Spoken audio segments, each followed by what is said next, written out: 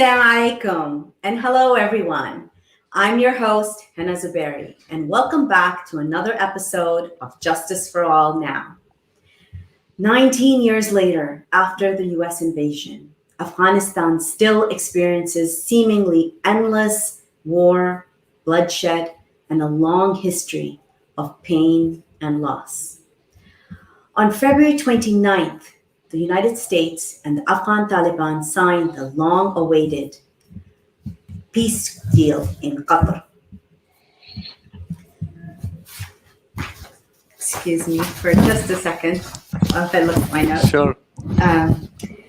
This agreement should have marked the start of a permanent ceasefire in Afghanistan after war has plagued the country for more than 20 years. But the battle between the Taliban and the Afghan government troops and the Americans remain ongoing. Today I have a special guest with me. His name is Sangar Paykhar. And Brother Sangar he's the founder of Afghan Eye, a podcast, and has a background in governance, journalism, and social sciences. He graduated from the School of Governance and Global Affairs in The Hague and has been writing and doing analysis of what is happening in Afghanistan, as well as communications, socio-economic effects in the region. So I welcome you today, Brother Sangar. Assalamu alaikum. Thank you very much for having me. Alaikum assalam wa rahmatullah. It's been 20 years, all of my adult life. This is what I have seen. I will share with you a little anecdote. I used to be a journalist in Pakistan, and I was actually, even at that time, I had spoken to a lot of Taliban leadership, the American leadership. This is about 20 years ago in Pakistan.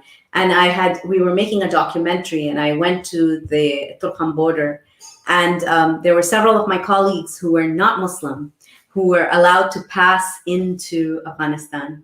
And I was stopped because I was a Muslim journalist, and I was asked for my mahram, and then I was not allowed to proceed while the rest of the team went in. So subhanAllah, that was a pretty defining moment for myself, and it sort of laid, that's an interest that you keep throughout your life. And as well as the fact that there's been so much destruction, so many lives lost in Afghanistan, and especially as an American citizen using my tax dollars. So I'd like you to share, when did you start? You're Afghan yourself? Yes, I was born in Afghanistan. Mm-hmm. I spent most part of my first years of my life until I was a teenager in Afghanistan. And then when I became a teenager, around that time, we were forced to flee Afghanistan. And we settled in the Netherlands. And I've been living in the Netherlands ever since. I did travel back to Afghanistan shortly after the US invasion in Afghanistan, because I tried to see if there is any opportunity, a possibility for me to go back and settle in Afghanistan. But due to various reasons, it was very difficult for me to stay there. So I moved back to the Netherlands, and I'm still hoping that peace will return in Afghanistan so that I can go back and do something beneficial for my country. So what are you doing right now? You're studying, you're a cross-cultural communication specialist, and you serve as a translator and an interpreter for institutions, public and private, right? I've been translating for Afghan refugees who are here in the Netherlands for more than a decade now. After the US invasion, in the first years, there weren't many new refugees coming from Afghanistan to Europe. However, as the war evolved and escalated, more people in Afghanistan were forced to flee. And especially in the last several years, there were huge waves of refugees from Afghanistan coming to Europe. And as a translator, I was helping those Afghan refugees during their asylum procedure. And obviously, some of them were severely traumatized, and they needed counseling, and they couldn't speak the Dutch language. So I was also a translator for medical services and counseling. So I've witnessed how the war has affected many Afghans, despite the fact that they have fled their own country and settled in a safe and prosperous country like the Netherlands. They still carry the trauma of war with them. And as a translator, I was very personally involved in those stories of Afghan refugees, which is also one of the reasons why I, as a person, I feel responsible, and I feel that I should be involved in Afghan community here in the Netherlands, but also do something to create a better understanding between the people of Afghanistan and the people in the Netherlands, but generally people around the world. They need to have a more nuanced and more broad perspective on what Afghanistan is as a country and what Afghans are like as a people. And I see that as my mission in life.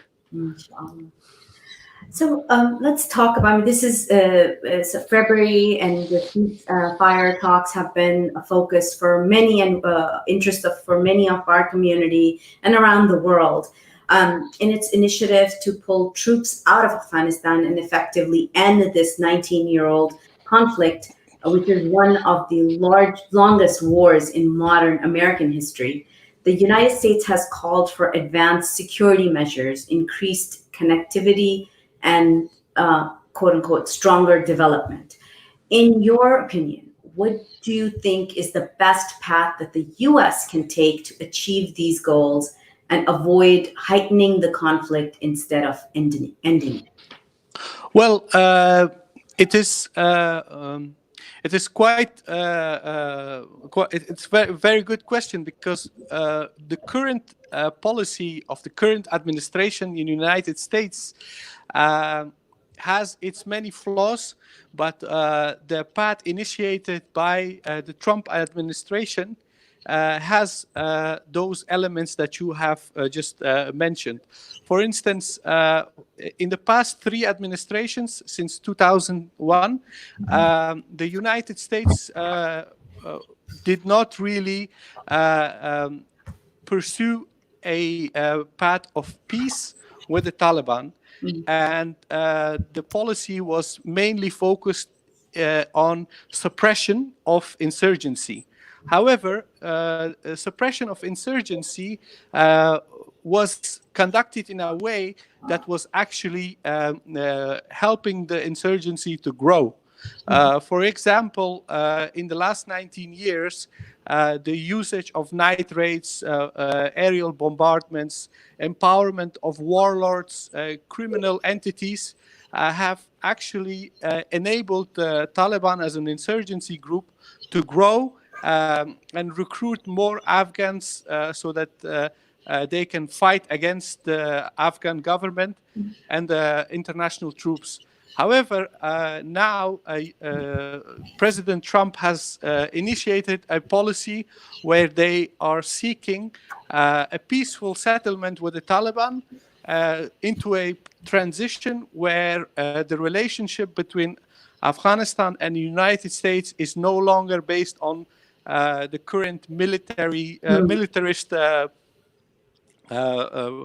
policy. So the fact that they have signed an agreement in February, in 29th of February, is actually a basis, a foundation for a future stable, peaceful relationship between Afghanistan and the United States. but the implementation has its many flaws. For example, the agreement is between United States and the Taliban. The current government in Afghanistan wasn't a participant in that agreement. This is why the implementation of that agreement was very complicated, and there were many obstacles. For example, the United States and the Taliban agreed to stop engaging one another in Afghanistan and fighting one another. So the Taliban are no longer attacking foreign troops in Afghanistan, and the foreign troops, the United States troops, they're not attacking the Taliban. However, the fighting between the Taliban and the Afghan government still persists, and this is one of the major flaws in this agreement. And another aspect is the fact that the Taliban and the United States have agreed that the current Afghan government should release 5,000 Taliban prisoners. And the current Afghan government consists of many political parties and entities, and they feel like they are being forced to abide by an agreement that they did not sign. So this is why the procedure to release those prisoners was very complicated. There were many obstacles. There was the Afghanistan government, they were dragging their feet. However, they have managed to release a very large part of that 5,000 prisoners. And yesterday, the leading council of the Taliban, so their major decision-making body, have announced that that they want to initiate the second phase of this agreement, which is an intra-Afghan dialogue, a negotiation. So first, the United States and the Taliban signed an agreement. A condition of that agreement was that they should release prisoners. There is a large number of prisoners who have already been released, not the entire 5,000. But now the Taliban have said, okay, there are now sufficient prisoners released from prison. Now we want to sit down with the current Afghan government and other political entities in Afghanistan to talk about peace. So when you're talking about this, so one of the things that has happened as these prisoners are being released is that there's concerns that these two sides, even despite the release, could pick up weapons and start fighting again. What would stop that? And then this goal of the gradual release of prisoners to move between peace. So the Afghanistan Independent Human Rights Commission has expressed concerns about this, and they say they concerns about the release of the prisoners and whether the Taliban prisoners had been charged for crimes against civilians. So do you think this current plan to keep on releasing, do you think it will lead to peace? And what alternative measures do you think, like now that you're watching this take place, do you think this was the right move? And what's the strength of this move? Well, the thing is that in the last 19 years, the Taliban as an insurgent group have committed many atrocities. They have violated many international and Islamic laws in their fight against foreign troops and the current government in Afghanistan. So those Taliban members who are imprisoned, some of them are accused of crimes. Others have never been accused. They're just imprisoned without due process. There are people who are imprisoned without even actually being charged for anything. It's not even we're not even sure if they are actual Taliban members. So the list of the prisoners that need to be released consists of different types of people, and the concerns of the concerns of Independent Commission for Human Rights in Afghanistan is valid to a certain extent. They are concerned about a release of prisoners who may have committed crimes. However, the thing is, with the current government in Afghanistan and the international troops, the United States and their allies, they're all involved in committing serious crimes against the people of Afghanistan. The International Criminal Court here in The Hague is currently trying to start an investigation about the human rights violations and war crimes that have been committed by the United States, the Afghan government, and the Taliban since 2003. So we don't have any party in this conflict who is innocent. Exactly. Everybody's guilty of severe, like real atrocities against the people of Afghanistan. However, there is a discrepancy in the way how this issue is being discussed. Yeah.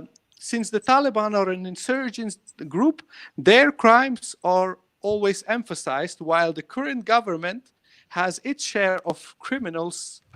For example, the previous vice president of Afghanistan, General Abdurrashid Dostum, who was a notorious communist militiaman, he has committed many crimes. He is even being accused of raping another man, a senior Afghan leader, and he has been recently awarded the title of Field Marshal. So in Afghanistan, people are really frustrated with the fact that there are many serious war criminals, human rights violators who are part of the current government. They have all sorts of privileges and all sorts of support from international community. Like, for instance, certain warlords and war criminals are supported by United States or by Pakistan or by Iran or Turkey or Russia. And all of these parties, they have played a major role in the ongoing conflict in Afghanistan. So if we want to talk about violation of human rights, we should either prosecute everyone equally, the way the International Criminal Courts in The Hague is trying to prosecute everyone, or we should say, okay, we have had a war for 19 years in Afghanistan. Before that, we had another 2 decades of war since the Soviet invasion. If we want to prioritize peace, maybe it's not the right moment at this current stage to point fingers at people and say, well, this guy or that person or that party is a criminal.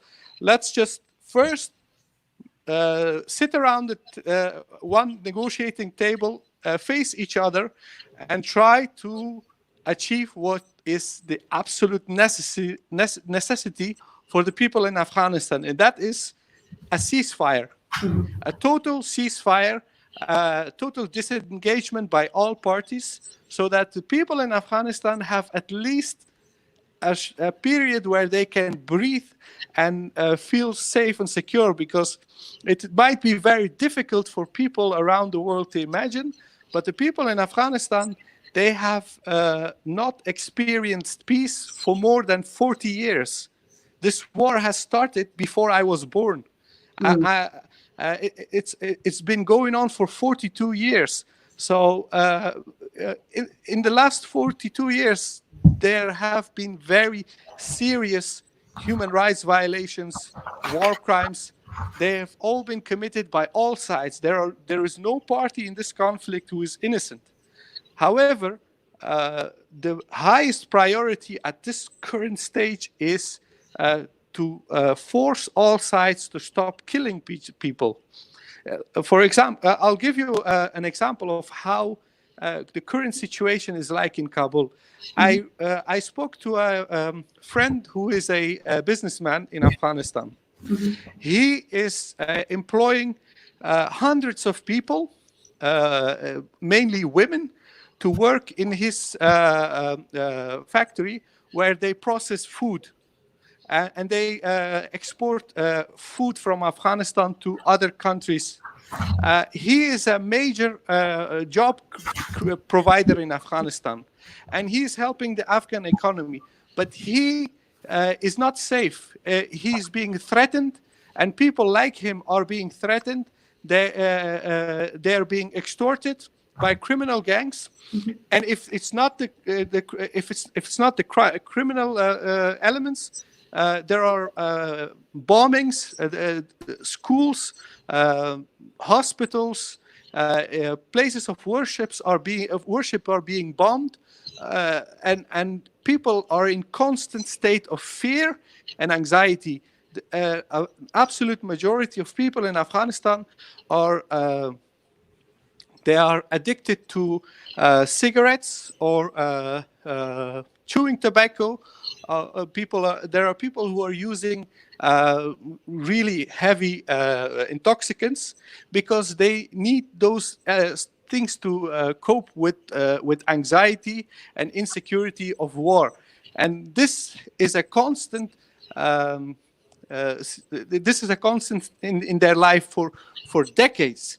People don't know how it's like to be in peace and security and safety.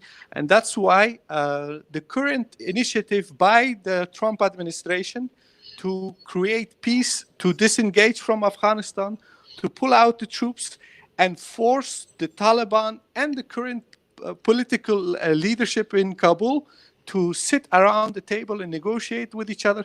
This is something that we as the people of Afghanistan need. This is what should be prioritized.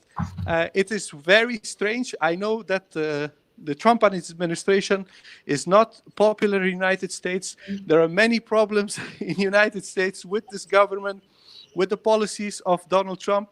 However, this initiative may actually have a positive effect on U.S.-Afghanistan relations. And This is something you're echoing a local lawmaker in Paykhar who said peace should come at any cost, right? Yeah. So now when the Afghan government wishes for regular elections and the Taliban insists on a purely Islamic state, and even after the air raids have started and the ceasefire was ended, and the attack started again. So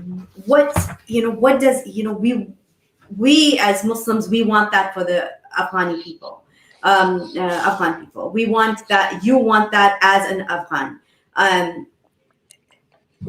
The people of Afghanistan want this. So what does that actually look like, realistically? Yeah, peace at any cost. It's a very good topic to discuss. However, we need to nuance this first. Okay. When people in Afghanistan, when certain politicians or activists, when they say peace at any cost, this statement is actually in response to certain elements in Afghanistan who see peace as a problem. And that might be very counterintuitive, but that's actually sadly the case in Afghanistan.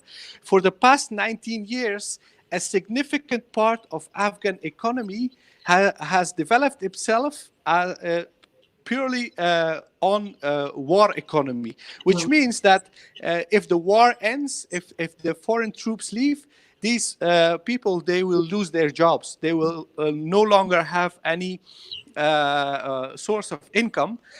So for them, total disengagement from Afghanistan is a major problem. So they use all sorts of arguments against peace initiatives. They say, well, human rights will be violated if the Taliban come back. Taliban do not accept women's rights. They do not accept education. And in all these excuses, there is a very large element of truth. The fact is the Taliban do have many issues that need to be addressed. For example, they say we want a pure Islamic state. However, they are not very specific and detailed in what they exactly mean. What do you mean purely Islamic. So this is an issue that needs to be discussed. So that's why a negotiation is necessary. That's why human rights organizations in Afghanistan, politicians, activists, they need to sit with the Taliban and talk with them and say, okay, you are fighting and you claim that you want something that is apparently not present currently in Afghanistan.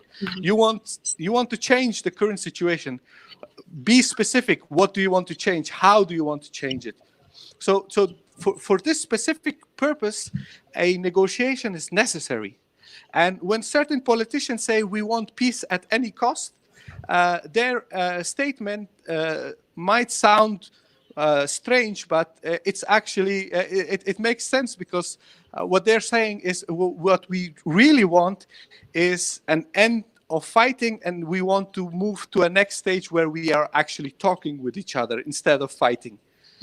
Because human rights, women's rights, education, minorities, all these issues, they need to be addressed, and they need to be discussed. And people who are in power in Afghanistan right now and the Taliban, they need to reach some sort of an agreement. They need to reach some sort of compromise in order to create a peaceful Afghanistan where the people who are actually suffering right now, that they no longer suffer. Like, we need to make a clear distinction here. We have a certain elite in Afghanistan who live behind blast walls. Those blast walls are 4 meters tall. Behind those blast walls, they have their security guards with weapons and everything, and they are safe and secure. But the vast majority of the people in Afghanistan, they live in a society where there is crime, there is terrorism, there are bombings, there are air raids, there are night raids. All these things are causing a lot of pain and suffering, and the people who are usually the ones who are talking to the media, people who are talking to international community with diplomats and foreign dignitaries, those people, they may have different concerns and different interests than the vast majority of the people in Afghanistan. So that's why when we talk about peace and stability in Afghanistan, it's the concern of the average Afghan.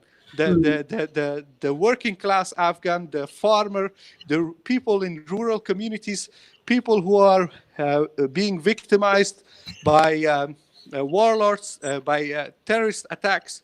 Those are the vast majority, and they are the people who are being sidelined.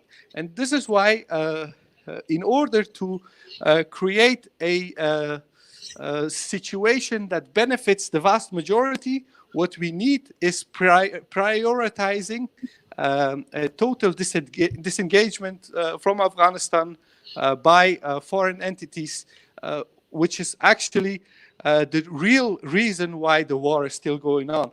In Afghanistan, does that include human rights organizations as well? So am I right to understand that perhaps at this time, you're saying that at this time, ceasefire and having that stopping of the killing and the bloodshed is priority over everything else? So everybody needs to sort of take a step back and let that take place first. Yes. Actually, obviously, as an observer of Afghanistan's politics for the last 20 years, I speak on my behalf. I do realize that there are a variety of other opinions and views. However, when I say that we need to prioritize peace, it's not because I don't value human rights or women's rights or education. I do believe that all those things matter and that we should address all those issues. However, we can't address them as long as there is war. Yeah. You see, so human rights organizations, when they talk about human rights violations, I agree. I think that their concerns are valid and legitimate. However, we shouldn't use those arguments in order to prolong the war and prolong the situation that is actually causing those violations.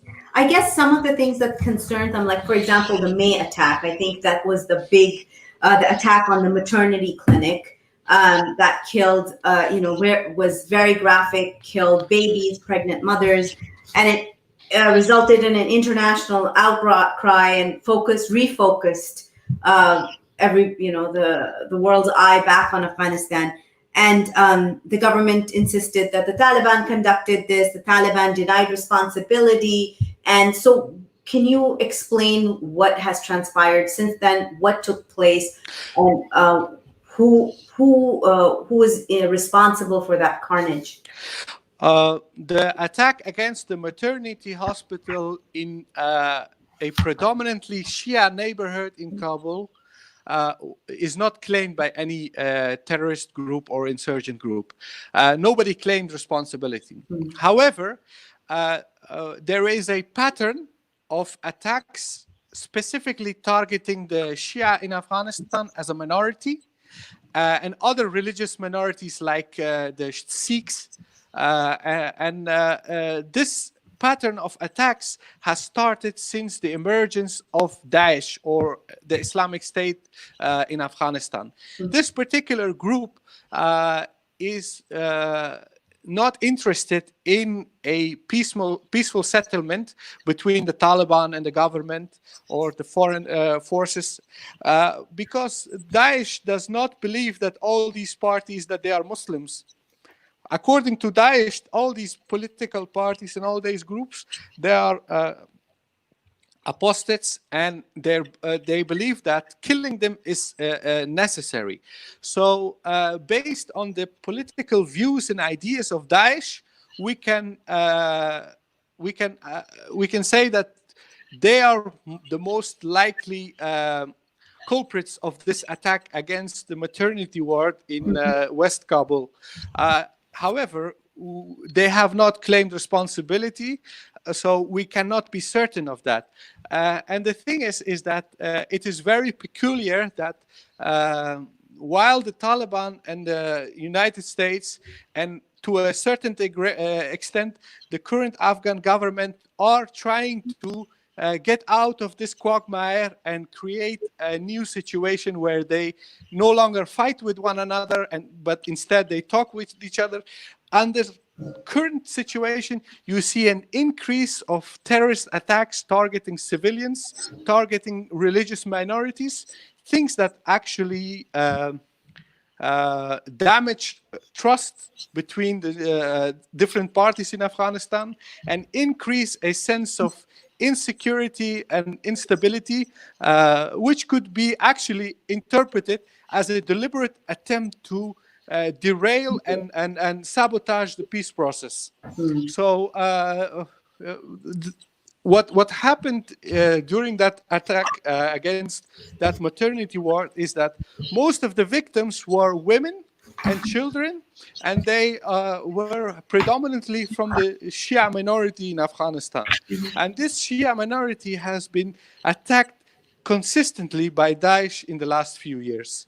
There were other instances where the Taliban have committed some atrocities against the Shia in the late 90s. And based on those past events, people assume that maybe the Taliban are also behind this current attack. However, in the last 19 years, the Taliban did not really specifically target the Shia as a minority. Obviously, Shia are part of the Afghan society, so they're present everywhere. Like they're in the army, they're working in the government, they're working in the media, everywhere. So they are targeted just like anybody else in this conflict. But a specific attack on Shia, it's something new in Afghanistan. This is a new development, and this kind of attacks are introduced in Afghanistan by Daesh. Can I, and I wanted to take us back to a little bit talking about what is currently happening with the Taliban leadership, and specifically what is happening to them through looking at what is with through this pandemic. So the COVID-19 has also played a role in part of derailing these ceasefire and this peace process. And can you share with us a little bit about how that has happened, what has transpired, who's in charge now? There are numerous reports suggesting that Sirajuddin Haqqani, the son of Jalaluddin Haqqani, who was a very senior figure within the Taliban, that he has been diagnosed with corona and that he's hospitalized in Pakistan in some military hospital. There are other reports suggesting that other leadership members of the Taliban are currently hospitalized and that they have coronavirus. There are even rumors suggesting that Mawlawi Haibatullah Akhundzada, who is the current Amir of the Taliban, that he has passed away. So all these reports, they are being published by international media. However, when you look at those reports and you try to find out where do they get this information from, their sources generally very dubious. Like, for instance, they quote Afghan intelligence agencies as source, when the Afghan intelligence agencies have systematically failed providing any accurate information about their enemies. So we can't really trust these reports. They seem like a misinformation campaign. That's why I wouldn't really delve too much into that. However, the corona pandemic, it's a problem that has emerged in a very delicate period in Afghanistan. It could have been an opportunity for both sides to say, okay, we are we are trying to reach peace, and this pandemic is actually hampering everything. You know what? Let's just stop fighting. Let's just stop fighting at all, and just announce an all-out ceasefire. And this is what most Afghans on social media, most commentators on Afghan television, news stations, they were all calling for this. But the government and the Taliban said, you know what? We're not going to do that. We will continue fighting. But there was a significant reduction in fighting compared to last year. So there was less fighting, but now the pandemic is now causing a lot of death in Afghanistan. A lot of people are dying. There are no policies, and there are no specific measures to limit the spread of the virus, because the current government doesn't have the capacity, doesn't have the means to combat normal diseases, normal problems. And this pandemic, this is something that is affecting really developed and really powerful countries. So for Taliban and the current government, it could have been a possible opportunity to show a different side of themselves as political entities. But in my opinion, both have failed. They didn't manage to use this opportunity to build something positive. And sadly, the people in Afghanistan are currently suffering. The biggest concern at the moment is not dying of this disease, but the biggest concern is poverty. There was a report recently, and it said that about 7 million children in Afghanistan face starvation due to current economic crisis, and even the pandemic is worsening the situation. Then there is a very large portion of Afghan society in rural communities who already live in dire situation. And this pandemic means that all routes of trade and travel and everything is locked. So people do not receive any food, they do not receive any assistance, and they're basically isolated. And we don't even know how this pandemic will affect those people in rural areas. It could be a huge disaster. So, for those who are here who would like to help out, like, what are relief efforts looking like in Afghanistan right now? And one thing that has always interested me, because we never really hear about civil society in Afghanistan, homegrown civil society. That is, and many times that is what is has brought change and ended wars and ended conflict in around the globe. So tell us more about Afghan civil society. The thing with civil society in Afghanistan is that we have always lacked a very strong central government. The society is very fragmented. There are different ethnic groups, different religious groups. There are different political movements in Afghanistan. So the society in Afghanistan has always relied on all these parallel groups and organizations that provide all sorts of services. And what happened in 2001 after the US invasion is that in the first few years, there was no real organization by civil society. People were in a state of shock.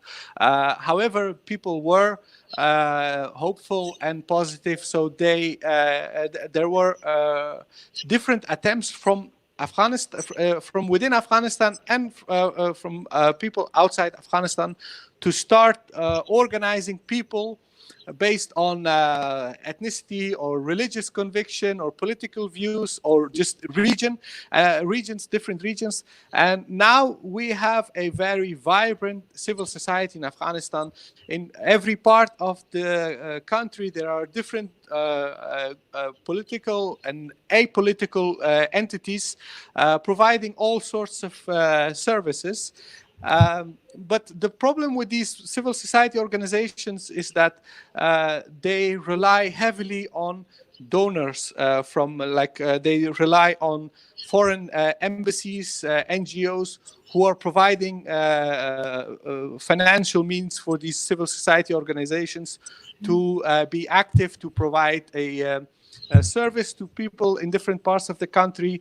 And those particular type of civil society organizations, they have their drawbacks, they have their limitations, but at the same time, their work and their efforts are necessary, because when you have a very weak and dysfunctional central government, you have no option, and you have to rely on those organizations. Then there is another type of grassroots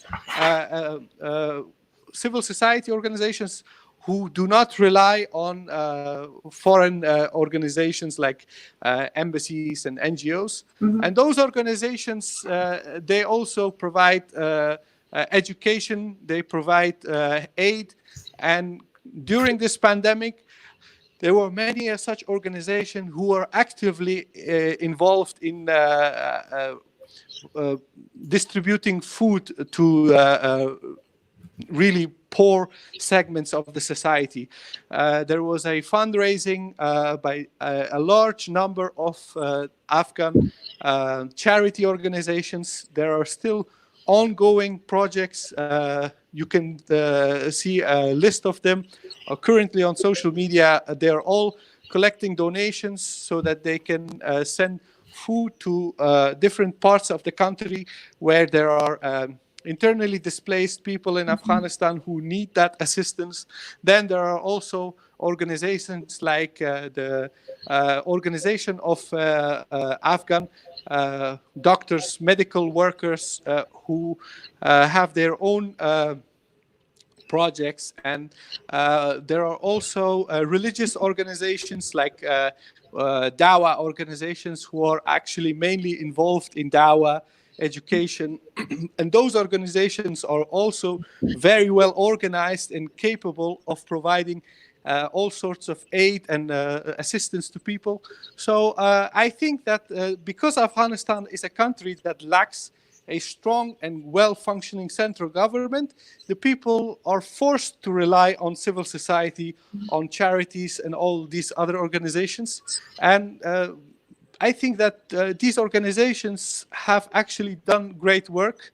And maybe in future, when we have a more peaceful Afghanistan, we can use these networks of these civil society and charities to develop the country, because obviously you can't have a transition from one state of crisis to another. There needs to be a process in between. And in that, have you seen in your work that there are there certain leadership that is coming out of that civil society, young leaders, or it doesn't even have to be someone young, but someone who has a strong following, who perhaps could be that if peace is achieved, if it gets to that point where you know that you would like to see in your country. Have you all picked at some leaders or have identified leadership on the ground? Actually, I'll tell you a very interesting story. If you may remember, in 2018, there was a 3-day-long ceasefire in Afghanistan. So ceasefire was announced by the government and the Taliban, and they said, you know what, for 3 days, we're not going to fight. So Taliban fighters, they entered the cities carrying their white banners, and they were embracing Afghan soldiers and police officers, some very high-profile government officials in Kabul.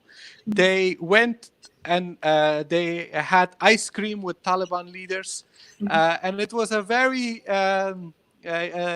euphoric moment for people in Afghanistan, because for 3 days, it was during Eid, they had a very unusual experience of what peace may look like. And what happened in that particular ceasefire, 3 days of ceasefire, there was a young woman from Nangarhar. Her name is Muqaddasa Ahmadzai, and she is an active person in the Afghan civil society. And she decided to take a few elders from her community and go to a part of her province district, which was Taliban controlled. She went there and she told the Taliban leaders in that district that she wants to meet them. And she sat with them and they talked about peace. And in Afghanistan, we have a custom. When you honor someone, you put a turban on that person's head. So what she did, she put a turban on the head of one of these Taliban leaders, and they posted those pictures on social media. And this woman, she showed a lot of courage, leadership. She showed that she can have the, what it takes to move to the other side and let the other side see that, okay, we may be at war with each other, but we can also be peaceful and respectful to one another. So this was one example of the kind of leadership that we currently have in Afghanistan. And we have many such examples. This was just one example, but we have many such examples. We have very bright and talented people active currently in Afghanistan who are involved in education sector. They are educators, they are lecturers, they are peace activists. We have the People's Peace Movement, which is a movement of people who are walking on foot all around Afghanistan for the last 2-3 years, and they are promoting peace. And this organization is a grassroots movement which started in the Restif Helmand province, where there is a lot of fighting. And they have decided to travel all around Afghanistan. And the movement is still going very strong. They're traveling all around the country. And they're being received as heroes, as leaders all around the country. So we have a lot of people who are actually making me and other people in Afghanistan very hopeful. And because we have such people, there is hope and there is true I don't know how to express that, but the sense that you know that we do have the capacity and the people that we need to create a peaceful Afghanistan. So I'm very positive, and I'm very hopeful, and I actually believe that our society is capable of being peaceful and stable, and we do have young leaders who will lead us in future, inshallah, and that we will have a country where we can actually go back and move there and live there in peace. So inshallah, it will happen. Beautiful. As we're wrapping up, my final question to you, as based in the U.S., how can, number one, the United States government at this point help? What can Americans who want to see peace in that and demilitarization in that region, what action items can you give us before we end the show that for the American government and for Americans ourselves? The United States has invested a lot of money in Afghanistan in the last 19 years. Before that, during the war with Soviet Union, United States helped the people of Afghanistan in their fight against Soviet Union. And even before the war with Soviet Union, the United States invested a lot of money in different development projects in Afghanistan. My uncle, he was a Fulbright scholar. He received education in the United States, and he's still a very successful pilot. We, as two nations, we have a history of conflict and friendship. We have a history of we could define the relationship between Afghanistan and the United States based on what went wrong in the last 19 years, or we could say, let's start over. Let's start a relationship based on mutual interest. The thing is, United States is a country with a lot of capabilities, and Afghanistan is a country that could be an ally of the international community, and we can have trade agreements with one another, mutually beneficial trade agreements. And for the people in the United States who want to work towards peace and stability between these two nations, we need to focus on what are our mutual interests. And our mutual interests are, first of all, disengagement. We need to disengage from fighting one another, and we need to focus on how we can build a relationship where we can develop trade agreements, because Afghanistan as a country has a lot of potential. We can work with the United States and try to change this current situation where Afghans no longer depend on donations and aid, but instead we change that into investment in development, in business, in trade and export. Because if the United States decides to invest in, like, let's say, a project that provides a lot of job opportunity in Afghanistan, this will ensure stability and peace in Afghanistan, and this will be economically beneficial for United States and Afghanistan. But in order to achieve that, first, what we need to do is convince people, in the United States and in Afghanistan, that we both benefit from peace. We both benefit from mutual respect and understanding. And in order to achieve that, we need to... I'm sorry to cut you off, but do you think the Afghan people are ready to forgive, ready to move on? There shouldn't be some sort of restorative justice for the fact that this hundreds and thousands of people have lost their lives, generations lost.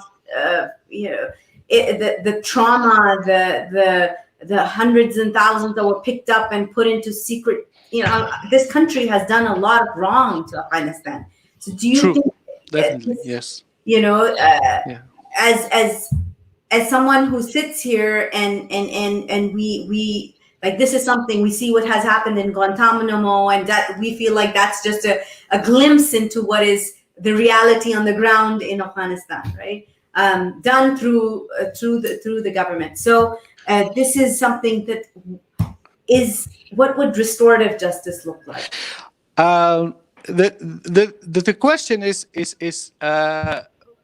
are the people of United States, the entire 300 million of them, are they all responsible for crimes committed against the people of Afghanistan? I would say no, they're not all responsible. The people who were in charge since 2001, they made decisions, and those decisions have resulted in human rights violation into war crimes. So on the one hand, as two nations, we need to have an honest discussion about those crimes. And we have the International Criminal Court in The Hague. The current administration does not want to allow this court to investigate war crimes committed by the United States. So this is something that needs to be addressed. I personally know people in Afghanistan. We are, as a nation, people who are not seeking retribution from the people of the United States. We don't consider all the people in America as guilty and criminal. However, people who have who were responsible, people who decided to do certain things, there needs to be justice. And this is why we have an international court here in The Hague. And we have human rights organizations like Human Rights Watch, Amnesty International, and various other organizations who are all trying to achieve justice. But as I said earlier in this conversation, I do believe that at certain point we need to address those crimes that have been committed by all sides. But at the same time, the urgency right now is to actually stop them from fighting one another. So I would say that at a certain point, we do need to try to prosecute people who have committed crimes. But is it possible right now? Can we achieve that right now? I don't believe that. I don't think that's possible at the current situation. Yeah. So the focus, bringing it back to peace in Afghanistan currently, just so people can live and go out of their homes without fearing, shelling and bombing and, killing. So thank you so much, Brother Paykhar, You're welcome. for being here and being a part of this conversation and bringing a very nuanced look, because I have yet to hear anybody speak in the manner as you have pointed out, and actually get to the crux of what the Afghani people need and what tomorrow looks like for them that is peaceful. So thank you so much for joining us, to our audience and to our guests. And inshallah, we will be here tomorrow with another episode. Please join us. جزاك الله خيرا. السلام عليكم.